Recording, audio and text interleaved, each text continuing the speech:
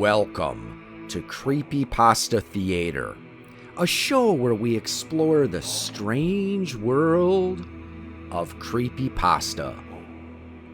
Join us as we hear tales best left untold, travel roads best left unexplored, and see sights best left unseen.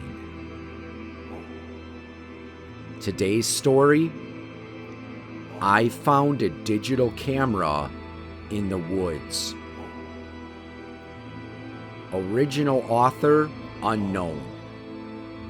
Additional material by Seeger. This story can be found on Creepypasta.wikia.com and is protected by a Creative Commons license.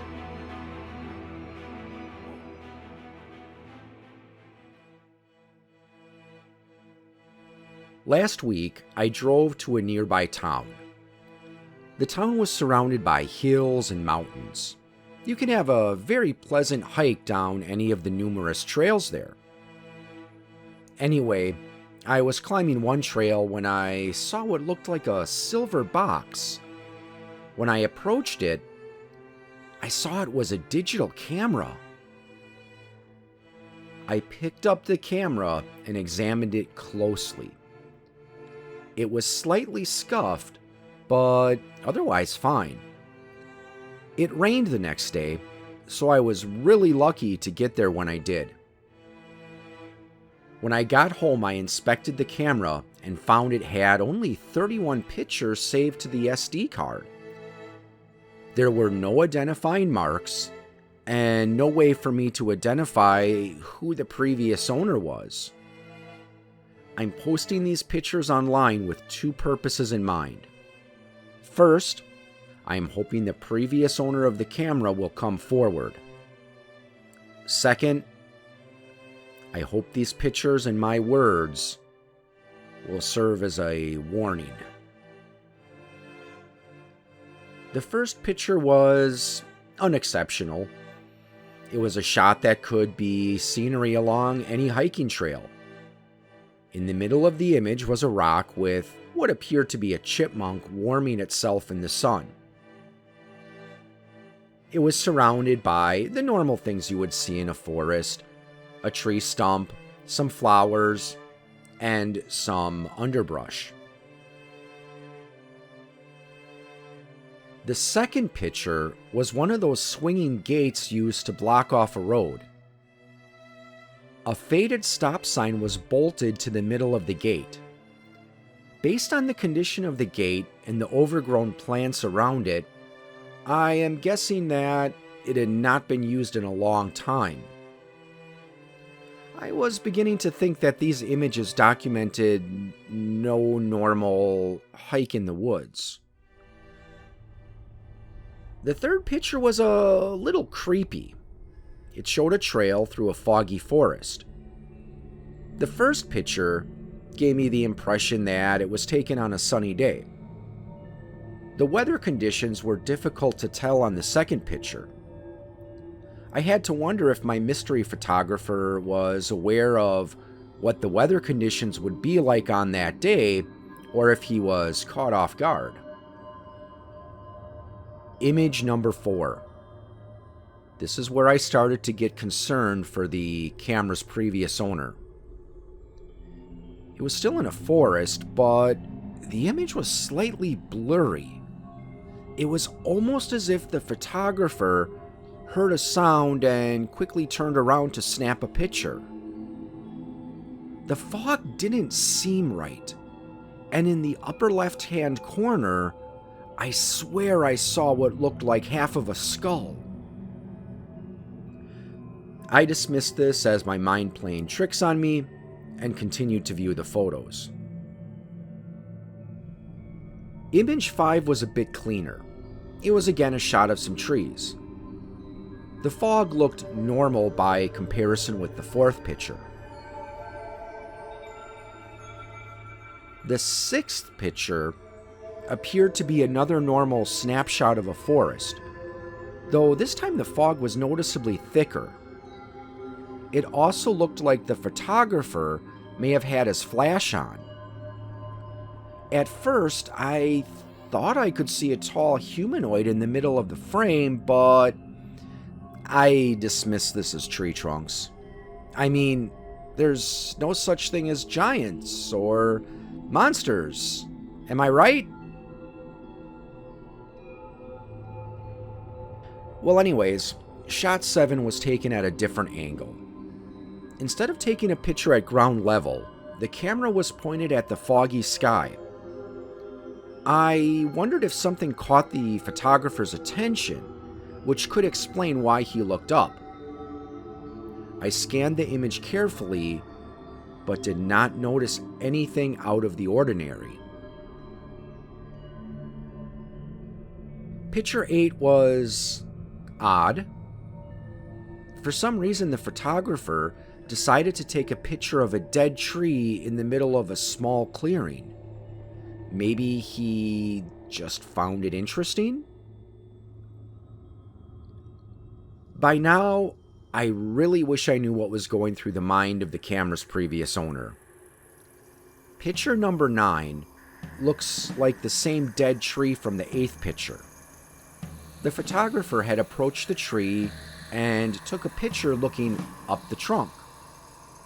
I saw some shapes among the branches that looked like they might be birds, or perhaps some type of wildlife, but I can't confirm. I was beginning to think I was looking into this a little too deeply. Picture number 10, and we're back on the trail through the foggy forest. I saw a shape in the upper right-hand corner of the image that I thought looked like a silhouette of a crow or a raven. Normally that would not strike me as unusual. Both of these types of birds are native to the area.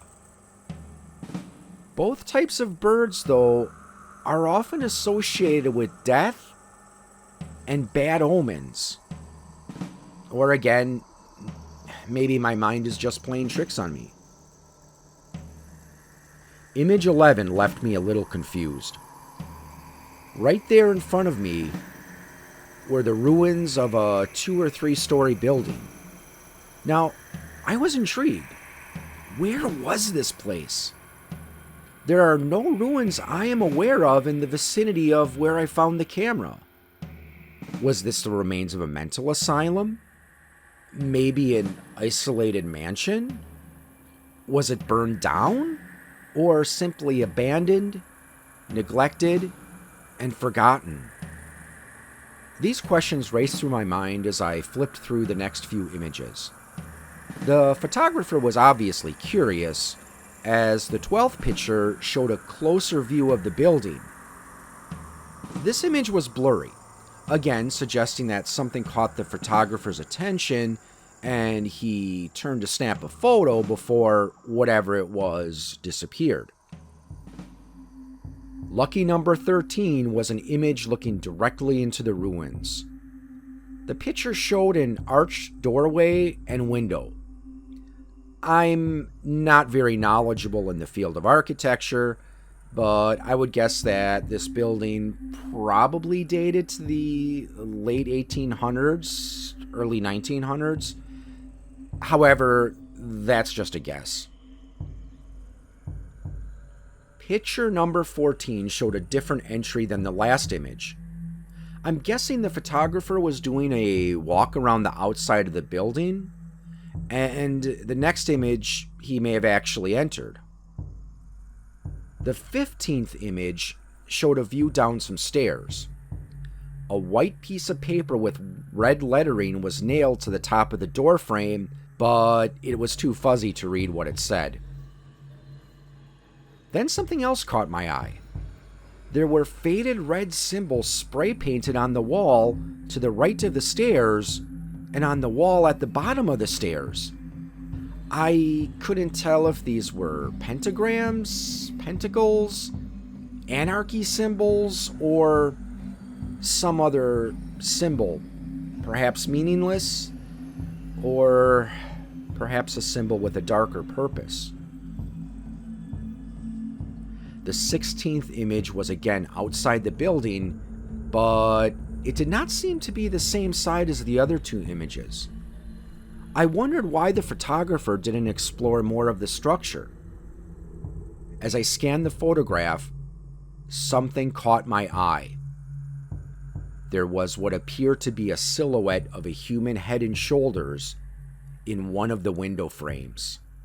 I really wish I knew what was going on. Someone or something scared the photographer away. The 17th picture was in the forest, and the fog had once again grown thicker. There, clear as day, was a shape near the center left of the frame. It was humanoid in appearance, but looked wrong. It was bent slightly at the waist, and what may have been the head appeared cocked back at an unnatural angle, almost as if the neck was broken. Image 18. We are once again on a path looking in an unknown direction. Another dead tree stands in the frame, and high in the branches is a shape that looks like a small humanoid. But what really shocked me was that on the left side of the picture, there was a small stone structure.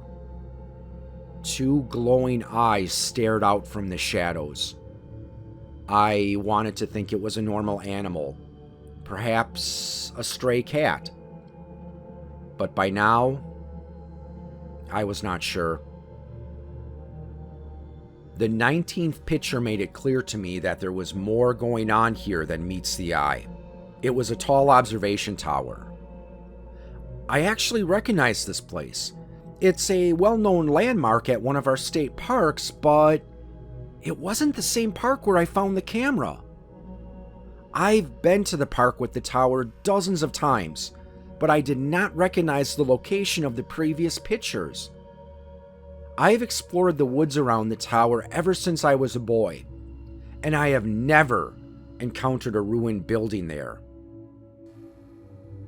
Pictures 20, 21, and 22 were taken as the photographer climbed the tower.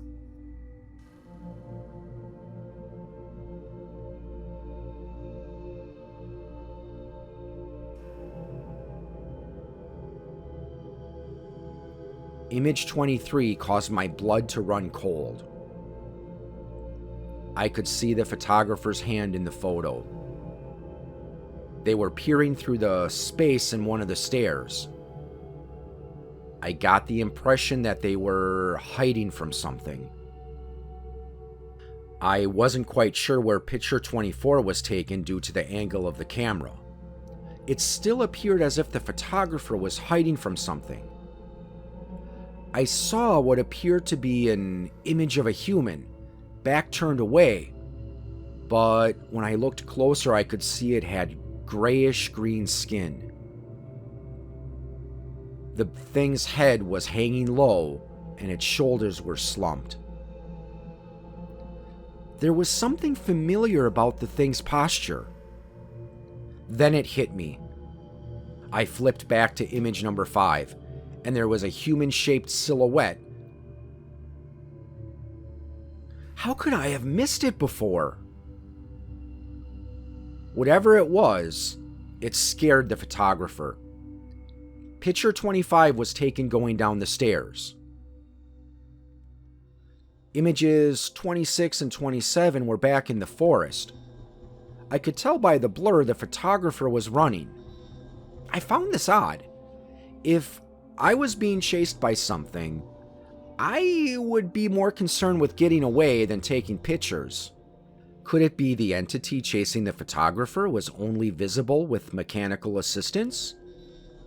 Or maybe the flash of the camera kept the creature away?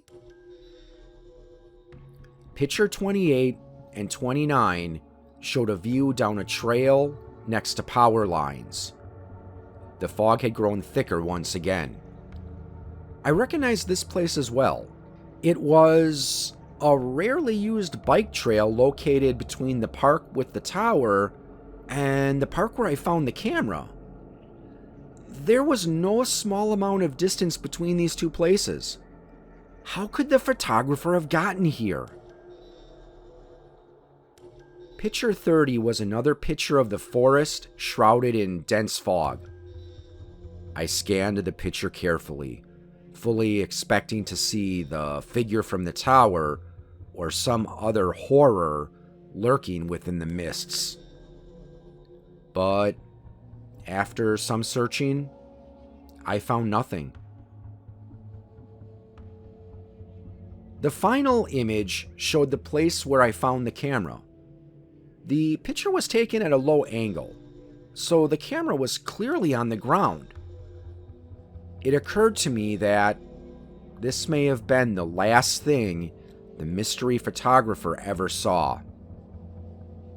I cannot say what happened to them. These pictures were taken within the last week or so, and I did not find any missing person reports in my local area. Maybe the photographer managed to escape and is too scared to say anything? I will likely never know. There are some even bigger questions on my mind. What was pursuing the photographer? Were they demons? Ghosts? Extraterrestrials? Some sort of cryptid? Or maybe they were people who were threatening the photographer? What about the ruins in the woods? Is this some sort of building that only appears at certain times?